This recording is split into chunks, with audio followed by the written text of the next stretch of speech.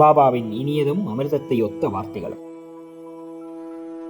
ஒரு நாள் மத்தியானம் ஆரத்தி முடிந்த பிறகு அடியார்கள் தங்கள் இருப்பிடங்களுக்கு திரும்பிக் கொண்டிருந்தார்கள். அப்பொழுது பாபா கீழ்கண்ட அழகான அறிவுரையை விடுத்தார். நீங்கள் எங்கு வேண்டுமானாலும் இருங்கள், என்ன வேண்டுமானாலும் செய்யுங்கள். ஆனால் இதை நன்றாக ஞாபகத்தில் வைத்துக் கொள்ளுங்கள். நீங்கள் செய்வது அனைத்தும் எனக்கு தெரியும். நானே அனைவருடைய அந்தரங்க ஆட்சியாளனாக இதயத்தில் அமர்ந்திருக்கின்றேன். இந்த உலகின் கண் அசையும் அசையா சர்வ ஜீவராசிகளையும் அரவணைக்கின்றேன். இப்பிரபஞ்சமெனும் தோற்றத்தை நானே கட்டுப்படுத்துபவன், ஆட்டுவிப்பவன். எல்லா வர்க்கங்களின் மூலமாதா நானே. முக்குணங்களின் கூட்டுறவும் நானே. நானே எல்லா உணர்ச்சிகளையும் உண்டுபவன், படைப்பவன், காப்பவன், அழிப்பவனுமாம். என்பால் கவனத்தை திருப்புபவனை எதுவும் துன்பம் விளைவிக்காது. ஆனால் மாயை என்னை மறந்தவனை ஆட்டி ஒழுக்கும். எல்லா பூச்சிகள், எறும்புகள், கண்ணுக்கு தென்படுபவை, அசையக்கூடிய அசைய முடியாத உலகமெல்லாம் என்னுடைய உடம்பு அல்லது உருவமாகும்.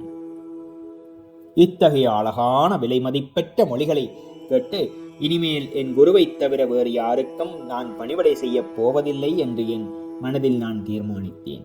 அண்ணா சிஞ்சனீகரிடம் பாபா விடுத்த பதில், அதாவது உண்மையில் அது எனக்கானதாகும். அதாவது நான் ஒரு வேலை பெறுவேன் என்றும் எண்ணம் எனது மனதில் சுழன்றது. நான் அங்கனம் நிகழுமா என்று எண்ணிக்கொண்டிருந்தேன். எதிர்கால நிகழ்ச்சிகளை கண்ணுறும் பொழுது பாபாவின் வார்த்தைகள் உண்மையாயின. நான் ஒரு அரசாங்க உத்தியோகத்தை பெற்றேன். ஆனால் அது குறுகிய கால அளவுடையது. பிறகு நான் சுதந்திரம் அடைந்தேன்.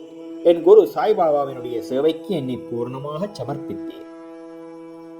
இந்த அத்தியாயத்தை முடிக்கும் முன்பாக பல்வேறு இடைஞ்சல்களான தூக்கம், சோம்பல், மனது அலைதல், உணர்வுகளுடன் உறவு இவற்றை விட்டொழித்துவிட்டு தங்களுடைய முழுமையும் சிதைவுமற்ற கவனத்தை சாய்பாபாவின் கதைகளுக்கு அளிக்கும்படி இந்த நூலை பயில்வோரிடம் நான் வேண்டிக் கொள்கிறேன். அவர்களது அன்பு இயற்கையானதாக இருக்கட்டும். பக்தியின் ரகசியத்தை அவர்கள் அறியட்டும். மற்ற பல சாதனைகள் புரிந்து களைப்படைய வேண்டாம். ஓர் எளிய மருந்தை அவர்கள் பற்றட்டும். அதாவது சாய்பாபாவின் கதைகளை கேட்பது. இது அவர்களின் அறியாமையை அழித்து அவர்களுக்கு முக்தி நல்கும். ஒரு உலோபி பல்வேறு இடங்களில் தங்கினாலும் தன்னுடைய புதைக்கப்பட்ட செல்வத்திலேயே சதா சிந்தனை உள்ளவனாக இருப்பதைப் போல சாய்பாபா நம் அனைவரின் உள்ளமெனும் அரியாசனத்தில் வீற்றிருக்கட்டும். அடுத்த அத்தியாயத்தில் சாய்பாபாவின் ஷீரடி விஜயத்தை பற்றி கூறுகிறேன். ஸ்ரீ சாயை பணிக. அனைவருக்கும் சாந்தி நிலவட்டும். ஸ்ரீ சச்சிதானந்த சத்குரு சாய்நாத் மகாராஜ் கி ஜெய்.